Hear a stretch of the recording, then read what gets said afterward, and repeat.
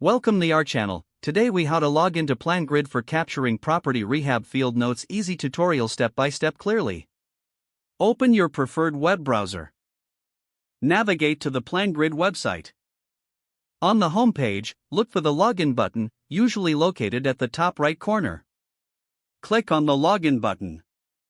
You will be directed to the login page.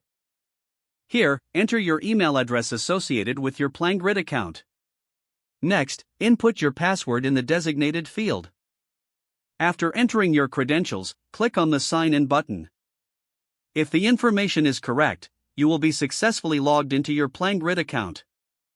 Once logged in, locate the project you want to access for property rehab notes. Click on the project's name to open it. You are now ready to start capturing property rehab field notes. Navigate to the Notes section on the project dashboard. Here, you can add new notes by clicking on the Add Note button. Input your observations or findings in the text field provided. Feel free to attach photos or files relevant to your notes by clicking on the attachment icon.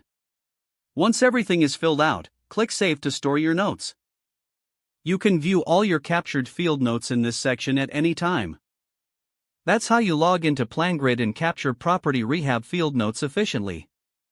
If the page does not load, refresh the browser or try again in a private or incognito window.